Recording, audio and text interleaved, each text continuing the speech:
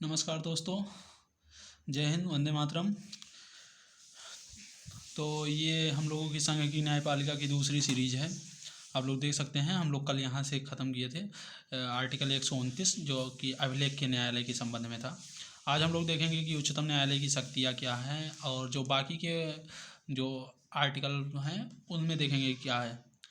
तो हम लोगों को क्या इम्पोर्टेंट है कि उसके शक्तियाँ क्या हैं और उसकी स्वतंत्रता। हाँ, सर्वोच्च न्यायालय की स्वतंत्रता सबसे ज़्यादा महत्वपूर्ण है और वो मैं इसलिए कह रहा हूँ क्योंकि अपना एक जो संसदीय शासन व्यवस्था है उसमें कार्यपालिका और न्यायपालिका और विधायिका तीनों का जो है सेपरेशन ऑफ पावर, तीनों की पृथक्करण की शक्ति रहती है। हालांकि ये जो इसमें अपने यहाँ भारत में है तो balance of check and balance पर जो है आधारित है। तो देख सकते हैं हम कि जो स्वतंत्रता उसकी कहाँ होती है। एक तो नियुक्ति का तरीका, नियुक्ति के तरीके में भी आप लोग देख सकते हैं कि वो अपने ही कॉलेजियम व्यवस्था के तहत अपनी नियुक्ति करते हैं। उसमें कोई पॉलिटिकल या फिर भी कार्यपालिका का कोई भी हस्तक्षेप नहीं रहता है। उनका कार्यकाल संविधान द्वारा निश्चित ही किया गया है। हम लोगों ने कल देखा कि 65 वर्ष तक उनकी जो है कार्यकाल निश्चित है और उसे केवल एक महाभियोग के तरीके से कम किया जा सकता है, पद से हटाया जा सकता है। वेतन उनका जो है संचित प्रभारित है। अब वेतन किस आर्टिकल में है ये आप लोग देख सकते हैं, अभी ऊपर है। वेतन भत्ता उनका 125 में है और संचित नीति प्रभारित है। संचित नीति प्रभारित का मतलब ये होता है कि इस पर सदन में मतदान नहीं किया जा सकता है। हालांकि इस पर चर्चा की जा सकती है, मतदान नहीं किया जा सकता है। यह सेकंड शेड्यूल पर है, सेकंड शेड्यूल ऊपर दिखाया भी था आपको कल। और इसके अलावा ये है कि संसद में इनके आचरण पर बहस नहीं किया जा सकता है। हालांकि जब इनमें महाभियोग चलाया जाता है तो आचरण पर साबित क्या था उसका आधार अब साबित कदाचार या असमर्थता के आधार पर चलाया जा सकता है। और इसके अलावा स्टाफ की नियुक्ति करने की उनको स्वतंत्रता है। ये 147 में है, स्टाफ की नियुक्ति जो अनुच्छेद है 147 है।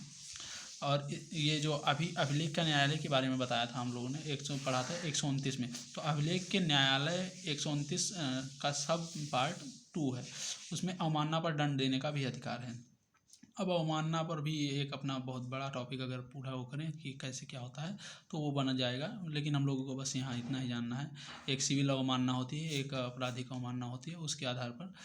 और यहाँ कार्यपालिका से पृथककरण, अपने यहाँ संविधान का जो आप लोग खोलेंगे डीपीएसपी यानी directive principles of state policy, उसमें एक गौर कीजिएगा अनुच्छेद 50 उसमें लिखा है कि राज्य जो है कार्यपालिका को न्यायपालिका से पृथक करने का प्रयास करेगा। हालांकि वैसा हो भी रहा है और न्याय क्षेत्र में कटौती नहीं की जा सकती है इनके। इसके अलावा न्यायालय के नियम वो अपने अनुसार नियम बनाती है। हालांकि वह नियम जो है राष्ट्रपति और विधायिका द्वारा बनाई गई नियम के अनुकूल ही होना चाहिए।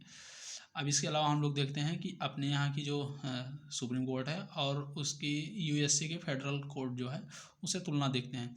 हालांकि नोट्स बहुत स्पष्ट नहीं है इसीलिए वीडियो में बोलना पड़ रहा है क्योंकि ये शॉर्ट में बनाया गया अपने लिए नोट्स है, तो मैं सोचता हूँ थोड़ा बहुत एक्सप्लेन करके आप लोगों को भी बता सकूँ। देखो भारत में क्या है ना, वास्तविक न्याय क्षेत्र जो है संघीय मामलों तक ही है। संघीय मामलों मतलब ये कि वो राज्य और सेंटर इन सब विवादों में भी वो कर सकता है, हस्तक्षेप कर सकता है या उनके निर्णय सुना सकता है।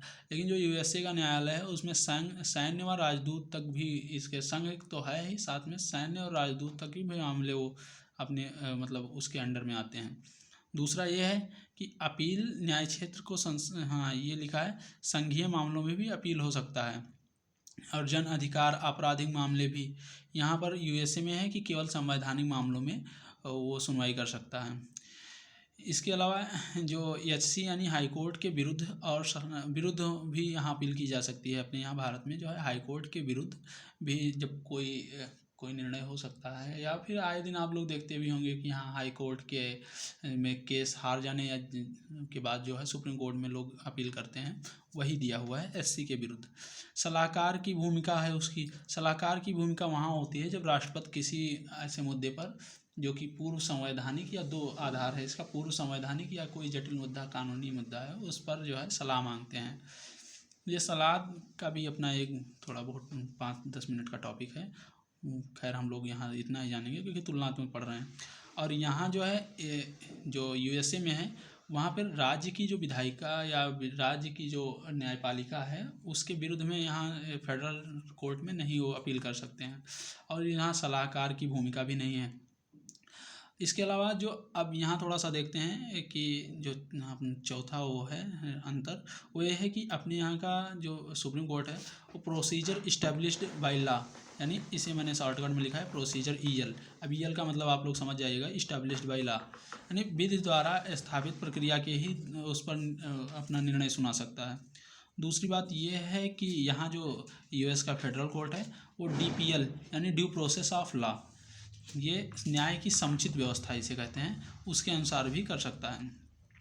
और लेकिन हालांकि भारतीय संविधान, भारतीय न्यायपालिका भी अगर देखें तो मेनका गांधी केस 1978 में थोड़ा बहुत ये मॉडल जो है अपनाया था उसने, ड्यू प्रोसेस ऑफ लॉ।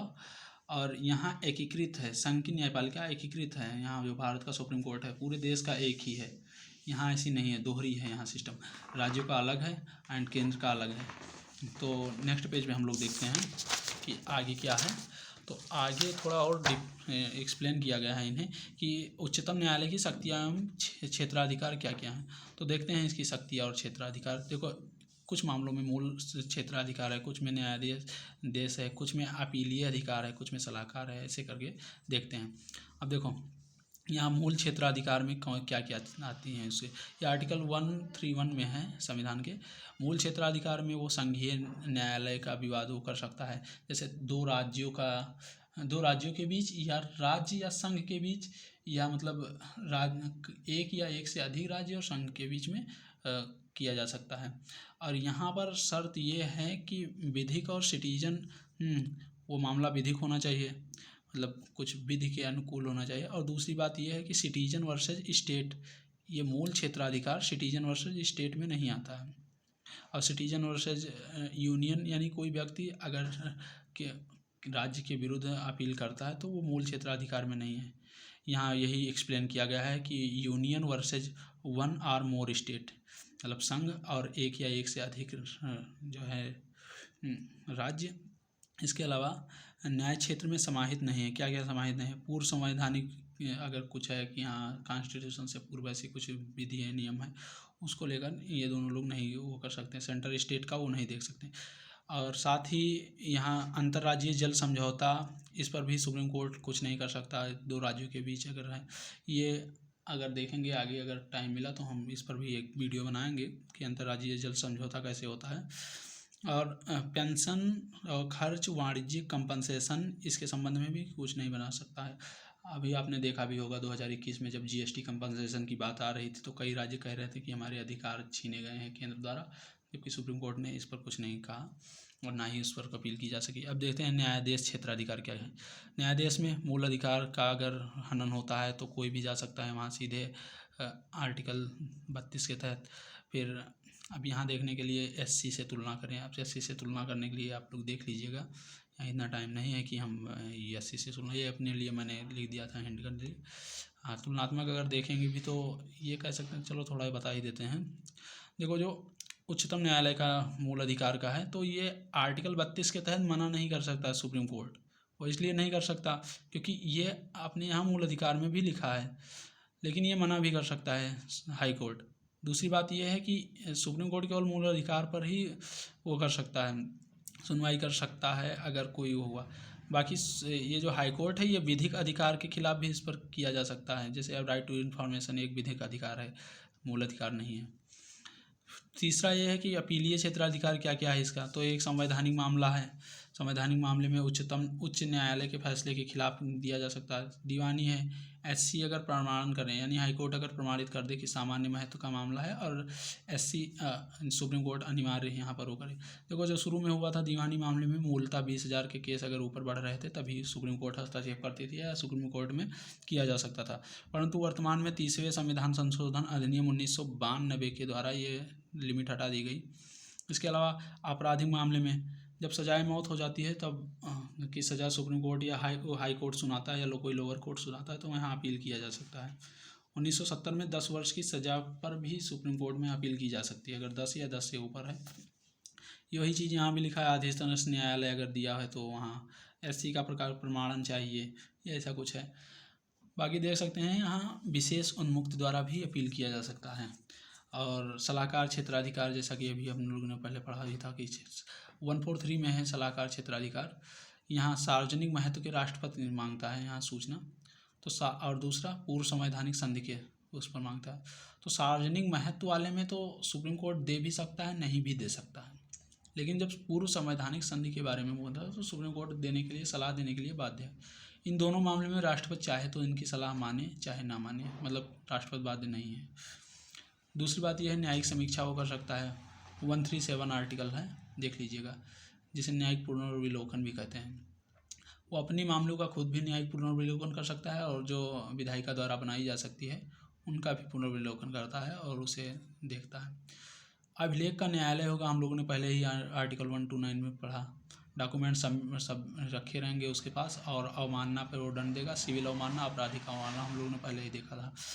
ये सिविल अवमानना में होता है, ये 1971 में संसद ने विधि द्वारा पारित करके ये अवमानना का, सिविल अवमानना, आपराधिक अवमानना किया। 2000 में अब ये 2000 में HCA लिखा है कि सुप्रीम कोर्ट ने 2000 में ये दिया, सन 2000 में ये दिया कि हाई कोर्ट भी अवमानना पर दंड दे सकता है। इसमें क्या होता है, 6 माह तक जेल होती है और 2000 रुपये का अर्थदंड भी लगाया जा सकता है। साथ ही अब देखते हैं अन्य शक्तियाँ क्या क्या हैं उसके अंदर। तो ये लिखा है कि यहाँ निर्वाचन संबंधी भी वो कर सकता है, प्री निर्वाचन में भी हस्तक्षेप कर सकता है अगर कोई केस हुआ तो। दूसरा यह है UPSC मेंबर और चेयरमैन के उस पर जो उन्हें रिमूवल के लिए वो किया जाता है, उस पर भी वो कमेटी बनाई जाती है।